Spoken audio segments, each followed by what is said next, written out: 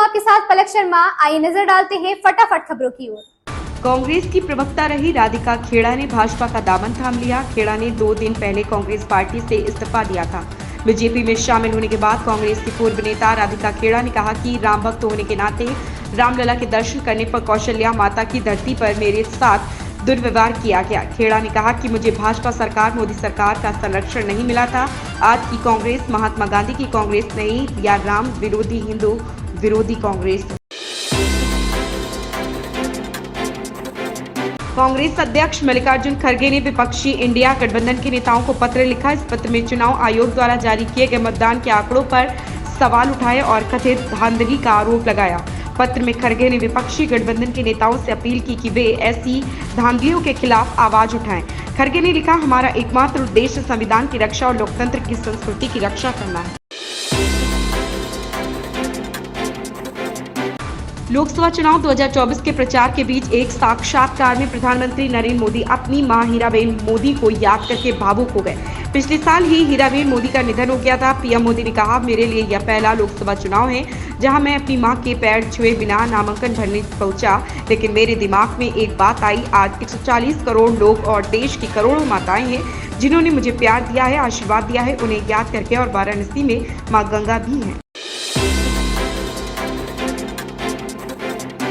AIMIM के प्रमुख असदुद्दीन ओवैसी ने बताया कि महाराष्ट्र में सभी पार्टियां लोकसभा चुनाव में मुस्लिम वोट चाहती हैं। उन्होंने आगे कहा कि किसी भी पार्टी ने कोई मुस्लिम उम्मीदवार नहीं उतारा। ओवैसी ने कहा, राजनीतिक पार्टियां मुस्लिमों से वोट मांग रही हैं, लेकिन उन्हें महाराष्ट्र की 48 सीटों में से एक भी सीट के लिए इस समुदाय से उम्मीदवार नहीं मिल पाया है। उन्हें परिणाम की चिंता नहीं है, लेकिन दोनों शिवसेना, दोनों राकांपा और कांग्रेस यहां इम्तियाज जलील को हराने आए हैं।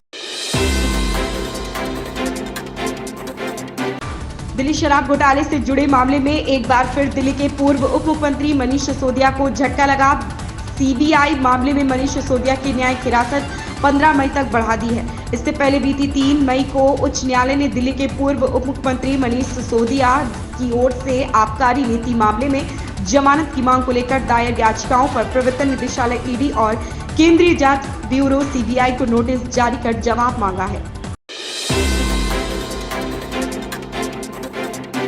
राजधानी में मंगलवार को आसमान में हल्के बादल छाए रहेंगे। ऐसे में धूल भरी आंधी के साथ 35 से 45 किलोमीटर प्रति घंटे की गति से हवा चलेगी। हालांकि सूरज अपने तेवर दिखाएगा। इसमें गर्मी से राहत नहीं मिलेगी। लोगों को चिलचिलाती गर्मी से परेशान होना पड़ सकता है। मौसम विभाग के अनुसार इस दौरान अधिकतम तापमान 42 डिग्री सेल्सियस के पार पहुंचने का अनुमान है। वहीं न्यूनतम तापमान में भी बढ़ोतरी होने के साथ 25 डिग्री सेल्सियस रहने की आशंका है।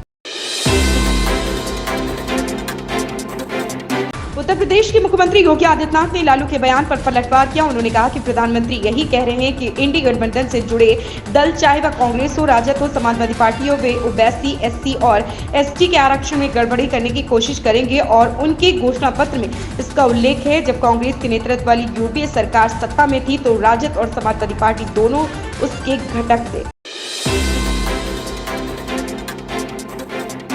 मुस्लिम आरक्षण को लेकर कांग्रेस पर प्रधानमंत्री नरेंद्र मोदी के हमले के बाद राजद प्रमुख लालू प्रसाद ने आज कहा कि मुसलमानों को पूरा आरक्षण मिलना चाहिए। लालू प्रसाद लोकसभा चुनाव के तीसरे चरण की पूर्व संध्या पर पटना में पत्रकारों से बात कर रहे थे। वह उस सवाल का जवाब दे रहे थे जिसमें कहा गया था कि प्रधानमंत्री नरेंद्र मोदी ने यह मुद्दा उठाया कि इंडिया गठबंधन मुसलमानों को एससी और एसटी का आरक्षण देगा। लालू ने कहा कि मुसलमानों को पूरा आरक्षण मिलना चाहिए।